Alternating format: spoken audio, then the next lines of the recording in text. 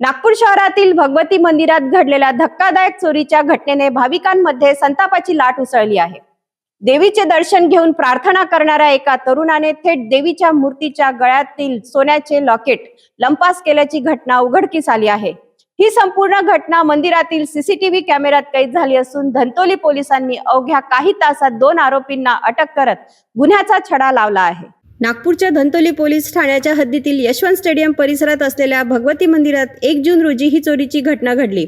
CCTV फुटेजनुसार एक तरुण भाविकाच्या वेशात मंदिरात दाखल झाला। त्याने देवीसमोर हात जोडून प्रार्थना केली आणि काही वेळ मूर्तीसमोर उभा राहिला। मात्र काही क्षणातच त्याने देवीच्या मूर्तीच्या गळ्यातील सोन्याचे लॉकेट चोरून तेथून पळ काढला। मंदिर व्यवस्थापनाच्या लक्षात ही बाब आल्यानंतर सीसीटीव्ही फुटेजची तपासणी करण्यात आली। फुटेजच्या आधारे धंतोली पोलिसांनी तपासाची चक्रे फिरवत मुख्य आरोपी इरफान हमीद शेख वय 24 वर्ष राहणार हुडकेश्वर याला अटक केली। या प्रकरणात त्याचा साथीदार शोएब जावेद शेख वय 22 वर्ष राहणार हिंगणघाट यालाही ताब्यात घेण्यात आले आहे। पोलिसांनी सीसीटीव्हीच्या मदतीने अल्पावधीत आरोपीचा शोध घेत गुन्ह्याची उकल केली। चोरीस गेलेल्या सोन्याच्या लॉकेटची किंमत निश्चित करण्याचे काम सुरू असून आरोपीचा यापूर्वीच्या गुन्ह्याशी काही संबंध आहे का याचाही तपास केला जात आहे। या घटनेनंतर भाविकांमध्ये नाराजी व्यक्त होत असून धार्मिक स्थळाच्या सुरक्षेबाबत प्रश्नचिन्ह उपस्थित झाले आहे।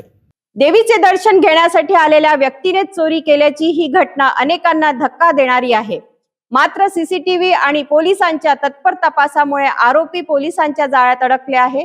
धार्मिक स्थळांची सुरक्षा आणि मजबूत करण्याची मागणी आता जोर धरू लागली आहे।